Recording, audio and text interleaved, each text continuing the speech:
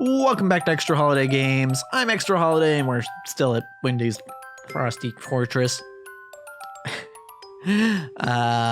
Basically, I'm just banging my head against this wall until I beat it. You know, until I break it down. Because I don't know that thinking here is actually gonna help me. Like, yeah, I could observe what's happening and be like, oh, that's working, that's not working. But even if I know, then it's still down to the mechanics to figure out, or not to figure anything out, but to actually do it, right? Like, I know what needs to be done, more or less, and I could get more specific about it, but if I'm overthinking it, then I'm just not gonna have the reflexes to do it, right? It's like, I don't remember where I heard this, but it's something like the thing where they say you can either control your thoughts or you can monitor your thoughts, but you can't do both at the same time. I don't know. Again, I have no idea what the source is on that one, but I kind of feel like it's true. Because if I try to do both, it just doesn't seem to work. It's like I can't spend the brain power doing both. I don't have enough brain power or enough channels in my brain, I guess, to do both. Control, right? It's the whole, don't think of purple elephants thing. If you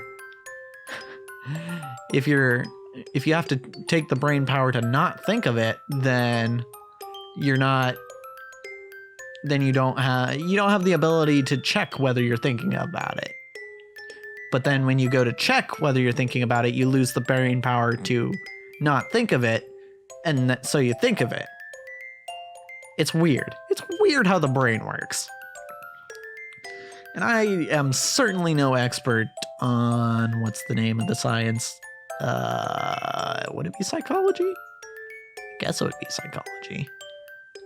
But I was thinking more like the more physical form of that. I feel like there was a different name for it, for like something a title a brain surgeon might have, but I don't remember what it is.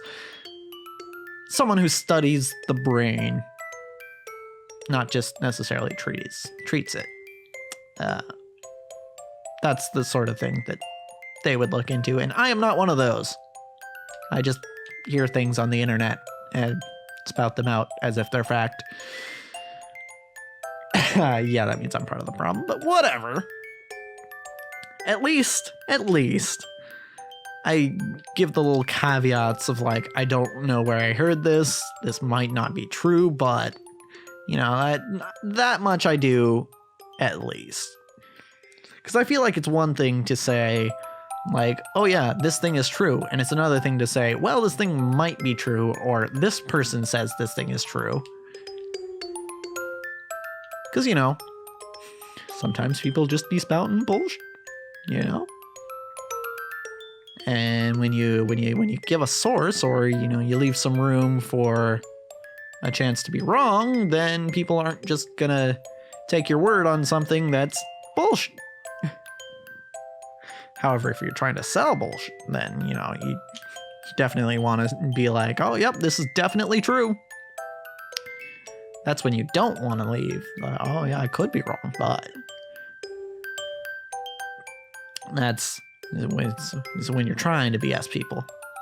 And a lot of people do that. And I'm not trying to say that every time someone does that and says something with confidence, says something without acknowledging the fact that they could be wrong. I'm not trying to say that they're always trying to pull the wool over someone's eyes. But yeah, it's the relationship definitely goes the other way. There are very few times where someone who's trying to convince you of something says, well, it might be wrong. Right? It's a weird thing. I can't say I know much about it, truly, but Oh, see, there I go again. It's like, I don't know much, but yeah. And I guess you could look at this as like a play by me to make myself seem more trustworthy. I don't know, maybe. Honestly, it kind of is, because I do want people to trust me, right? I mean, pretty much everyone does. So the reason I do say things with a lack of confidence is so that if it turns out to be wrong, then they're not like, oh, that guy was wrong. But sometimes that also backfires, where like when you're right, they're like, oh, well, he wasn't sure about it, so I guess he really didn't actually know, even though I definitely knew, but was understating, because there's always a chance you're wrong.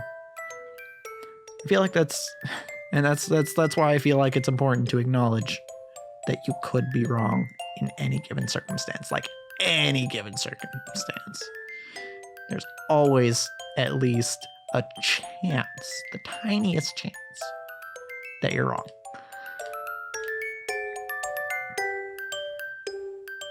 So it's important to consider. IMO. Yeah, I don't know. I mean, there are also situations where you can't really afford to do that, right? Like, because you need to convince people. But so far in my life, I've mostly had the luxury of not being in that situation where I have to convince someone of something, or else I lose something incredibly important. That's not what's happened. And I am very, very glad that is the case. You know, very thankful. That reminds me, I don't remember. I forgot to check whether I have Thanksgiving off. Very much a tangent, but the thing is, again, this is something you might know if you're watching the other series, but I'm working graveyard shifts now. So I go into work at 7 p.m. Which means for Thanksgiving, I could theoretically work after Thanksgiving dinner.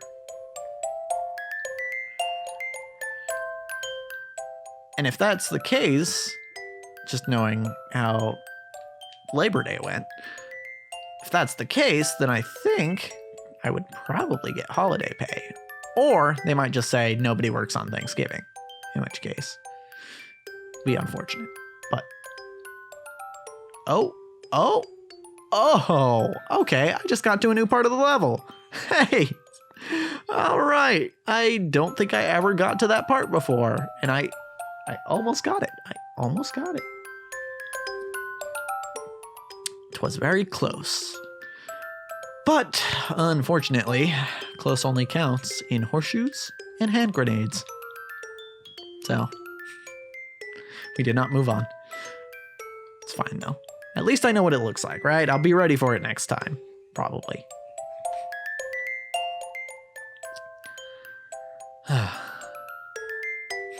Man, by the time I beat this, I'll be the best Mario Maker player in the world. The super world, not... I mean, I'll be the best player in the world once I beat the super world. Look, I got a little mixed up there. It's fine. Ow. Ow, that hurt. Just like my brain did just a second ago. It's fine. We're fine. Everything is fine. You just gotta keep at it, man. Just gotta keep at it. And honestly, I'm enjoying myself. You know, I'm just chilling, talking about stuff. Whatever comes to mind. You know, like I usually do. When there's not much to talk about on screen. But I will say, I don't think I mentioned it before, but when you're coming through that hallway after the pipe, those little icicles down there that don't actually that can't actually fall on you. They're like trapped in a box. I'll point them out when I run by them again. That's a good tutorial right there. Because that shows you at least that they break. I don't know. I feel like you could have maybe used another block to show that they fall and then break.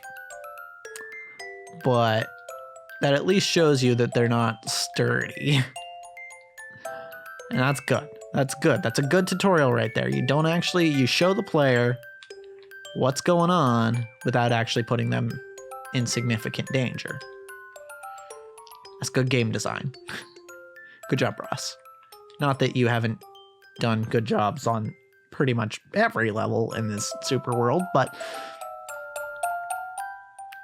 that is especially an instance that I would like to point out. And again, I'm saying this like I'm some sort of game dev. I'm not. I've just watched a lot of videos on YouTube and done some level design.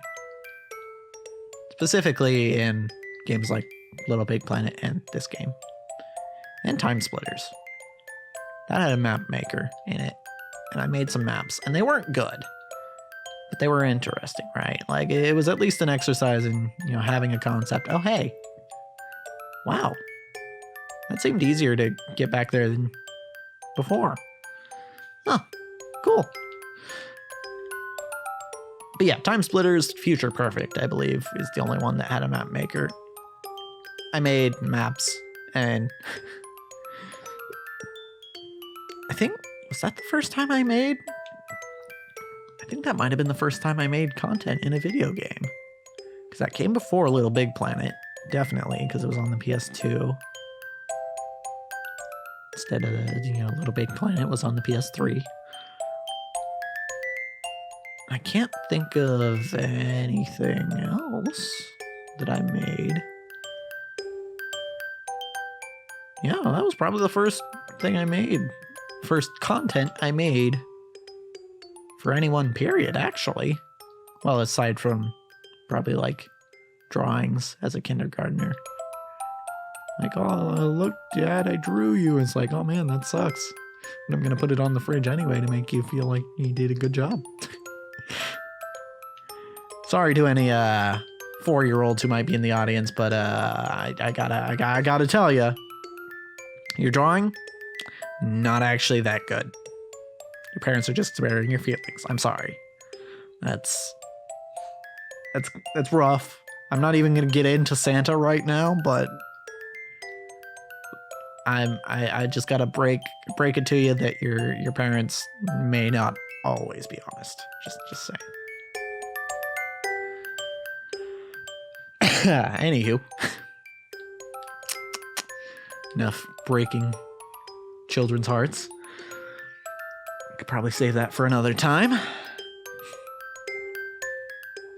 Instead, let's just play this level. This level that we have made a little bit of progress. To be honest, I didn't really expect to make any sort of progress in this batch. But we made like a little tiny like inch of progress. I like that. I want to take a second to appreciate that because I've exceeded my own expectations. And that's pretty cool. I think that's pretty cool. And I'm not saying cool just because it's a nice level. It was not a pun. I mean, it was a pun, but it wasn't an intended pun. Had I thought of saying it as a pun, I probably would have said it as a pun. But I didn't. I didn't because it just didn't occur to me. I didn't think of it that way. I just meant it in the literal way. Ow! Or perhaps the less literal way? Saying something is cool to say that it's good is less literal than saying it's cool as in cold. Because I'm pretty sure the definition of cool as cold came first. Could be wrong. Cool, I'm pretty sure is slang. It's like really old slang, but it's slang.